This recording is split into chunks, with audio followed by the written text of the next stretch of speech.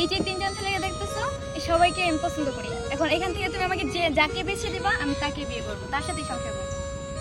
মাশাআল্লাহ, তিনটা ছেলেই তো সোনার টুকরো। হ্যাঁ বাবা, দেখ তাহলে আমি বাবা তুমি কি কাজ করো? আমি তো ভিডিও বানাই, ফেসবুক এবং ইউটিউবে কন্টেন্ট বানিয়ে আপলোড দেই।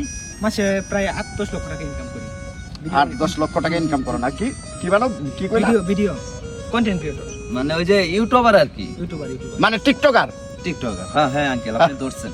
পছন্দ? হ্যাঁ টিকটকার। আমার ইনকাম আছে মাসে 7-8 লাখ টাকা। আচ্ছা ঠিক আছে, তোমারটা পাইছি। হ্যাঁ বাবা তুমি কি কাজ করো? জি আঙ্কেল, আমি তো আপাতত কোনো কাজ করি না, আমি লেখাপড়া করতে স্টুডেন্ট।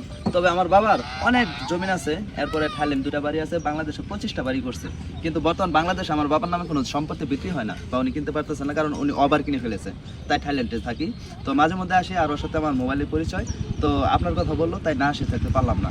হেলিকপ্টারে খাইছি ওখানে। ধন্যবাদ, বুঝতে পেরেছি। তার মানে তুমি বাহিরেই বেশি থাকো, এই তো? হ্যাঁ বাকি বাংলাদেশে খুব কম থাকো। হ্যাঁ ঠিক আছে।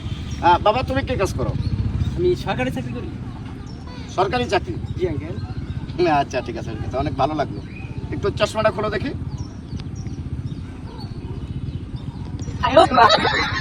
কানা না না, টিকরা। টিকরা। ঠিক আছে, চশমা লাগাও। বাহ, তুমি সরকারি চাকরি করো না? ইনকাম কত, বেতন কত? এই 25,000 টাকা। কত? 25,000। দেখ সমস্যা নেই, বেতন কম থাকলেও যেহেতু সরকারি চাকরি একটা পেনশন আছে। তবে তোমার চয়েস দেখে আমি অবাক হয়ে যাচ্ছি। একজন টিকটকার, আরেকজন প্রবাসী, সারা জীবন দেশের বাইরে, কোটি কোটি টাকার সম্পদ আছে বাংলাদেশে। হ্যাঁ, বাপের নামে কোনো জমি আর বিক্রি হচ্ছে না। আমার মনে হয় না তুমি এত বড় লোকের ঘরে যাই সুখী হতে পারবা। তবে এই ছেলেটা আমার পছন্দ হয়েছে, কিন্তু একটু সমস্যা, চোখ তো একটু সমস্যা। আচ্ছা, চাকরি তো সরকারি, চোখে সমস্যা হলে কোনো প্রবলেম নেই। তোমার কি এটা পছন্দ হয় ছেলেটা? হ্যাঁ। আচ্ছা বাবা, তুমি একটু হাঁটো তো, আমি দেখি। একটু হাঁটো। হ্যাঁ হ্যাঁ, একটু হাঁটো, একটু হাঁটো।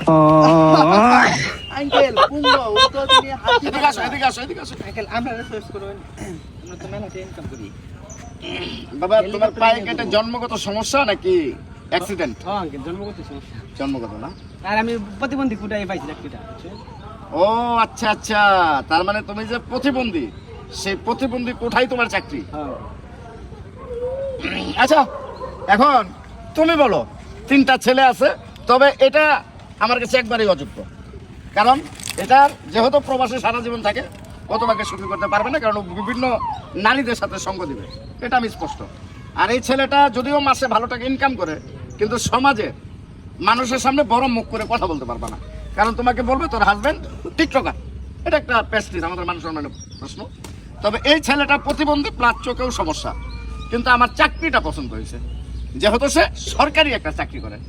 তুমি যদি রাজি থাকো তাহলে আমি এই ছেলেটার সাথে তোমার জন্য বিয়ের ব্যবস্থা করতে পারি। আব্বু আমি রাজি।